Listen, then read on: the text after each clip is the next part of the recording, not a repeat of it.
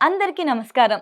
Welcome to it's you TV. ప్రస్తుతం మనతో పాటు ఉన్నారు ప్రముఖ ఆధ్యాత్మికవేత్త, జ్యోతిష్య పండితులు బ్రహ్మశ్రీ నందిపట్ల శ్రీహరి శర్మ గారు. గురుగారితో మాట్లాడి మరిన్ని విషయాలు తెలుసుకుందాం. నమస్కారం గురుగారు. వాగర్థావివ సంపృక్తౌ వాగర్థ ప్రతిపత్తయే జగతః పితరౌ వందే పార్వతీ పరమేశ్వరౌ.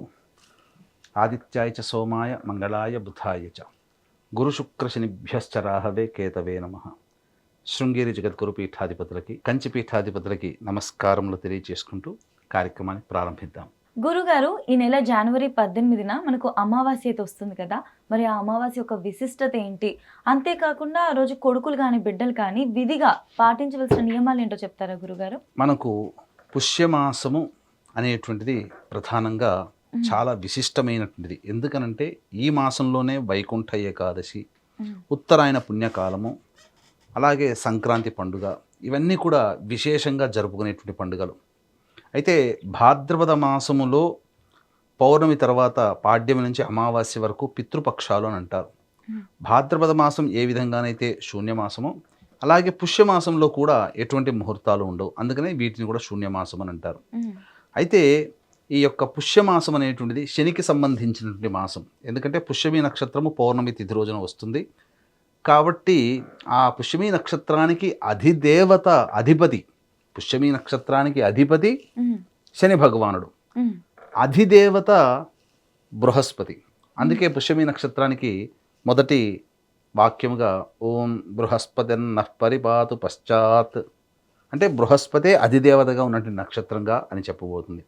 కాబట్టి ఈ రోజున చాలా విశిష్టత. భాద్రపద అమావాస్యకి, మహాలయ అమావాస్యకి ఎంత విశిష్టత ఉందో అంతే విశిష్టత కలిగినటువంటిది ఈ యొక్క పుష్య అమావాస్య. అయితే మనకి ఈ సంవత్సరం పుష్య అమావాస్య మహా గొప్పదైనటువంటి వారముతో వస్తుంది. అంటే ఆదివారం కూడా కలిసి వచ్చింది, అమావాస్య అయింది. సాధారణంగా అమావాస్య ఆదివారం రావడం అనేటువంటిది చాలా అరుదుగా ఉంటుంది, సంవత్సరంలో 1 లేదా 2. ఈ పుష్యమాసంలో మనకు ఆదివారం అమావాస్య రావడం చాలా విశేషం. అంతేకాకుండా మరి ఒక విశేషము, ఉదయం 10:13 వరకు ఈ పూర్వాషాఢ నక్షత్రం ఉంటే ఉత్తరాషాఢ నక్షత్రం 10:13 నుంచి ప్రారంభమవుతుంది. ఈ ఉత్తరాషాఢ నక్షత్రానికి అధిపతి కూడా ఈ యొక్క సూర్య భగవానుడే. అంటే ఈ ఆదివారము అమావాస్య, ఉత్తరాషాఢ నక్షత్రం ఉన్నటువంటి పుష్య అమావాస్య ఏదైతే ఉందో ఇది సంపూర్ణముగా 100కి 100% సూర్య భగవానునికి సంబంధించినటువంటి రోజు. ఎక్కడా కూడా ఇతర దేవత యొక్క స్పర్శ వారము, తిథి, నక్షత్రంలో మనకు ఉదయం 10 తర్వాత కనబడట్లేదు. అంటే సంపూర్ణముగా రవికి సంబంధించి, రవి ఎవరు? పితృకారకుడు. కాబట్టి ఈ పుష్య అమావాస్య మరింత విశేషముగా పితృదేవతల యొక్క ఆరాధనగా చెప్పబడినటువంటిది. ఎందుకనంటే ఆదివారము రవికి సంబంధించింది, అమావాస్య రవి మాత్రమే ఉంటాడు, చంద్రుడు అస్సలు కనబడడు. అలాగే ఉత్తరాషాఢ నక్షత్రము ఈ యొక్క రవికి సంబంధించిన నక్షత్రాల్లో ఒకటి. కాబట్టి ఈ రోజున వీక్షించేటువంటి యూటీవీ ప్రేక్షకులు కూడా ఈ రోజున చాలా విశేషమైనటువంటి రోజు అని చెప్పవచ్చు. ఇలాంటి మహిమాన్వితమైనటువంటి రోజు మళ్ళీ మళ్ళీ రాదు. కాబట్టి ఈ రోజున ప్రధానంగా కొన్ని సమస్యలు అనేటువంటివి ఉన్నటువంటి వాళ్ళు ఈ రోజున కొన్ని నియమాలు, కొన్ని పరిహారాలు వాళ్ళకి వాళ్ళు పాటించుకోగలిగితే చాలా మంచిదని చెప్పవచ్చు. ముఖ్యంగా ఎవరైతే ఈ సంబంధించినటువంటి మేష, మిథున, కర్కాటక, సింహ, కన్య, వృశ్చిక, ధనుస్సు, కుంభ, మీన రాశుల్లో జన్మించిన వారు ఉంటారు. వీరికి శని పరంగా బాధలు అనేటువంటివి కలుగుతుంటాయి, కష్ట నష్టాలు. ఈ యొక్క బాధల విముక్తి కోసం ఈ రోజున నవగ్రహాల చుట్టూ శివాయ నమః అంటూ 27 ప్రదక్షిణలు చేసి కాలభైరవుడికి కానీ, నవగ్రహాల్లో ఉన్నటువంటి శనైశ్చరుడికి కానీ, లేదా ఈశ్వరుడికి కానీ నల్ల నువ్వుల నూనెతో అభిషేకము జరిపించి నీలిరంగు చామంతి పుష్పాలతో కానీ, శంఖు పుష్పాలతో కానీ అర్చన చేసినట్లయితే శని బాధలు తొలగిపోయి వాళ్ళు అనుభవిస్తున్నటువంటి కష్ట నష్టాల నుంచి రిలీఫ్ అనేది కలుగుతుంది. ఇక ముఖ్యంగా ఈ రోజున ఎవరైతే ఆరోగ్యం కోసం పరితపించే వాళ్ళు ఉంటారో ఈ రోజున ప్రధానంగా ఈశ్వరుడికి పంచామృత అభిషేకము జరిపించి తదనంతరం ఎర్ర జిల్లేడు పుష్పాలతో అర్చన చేయాలి.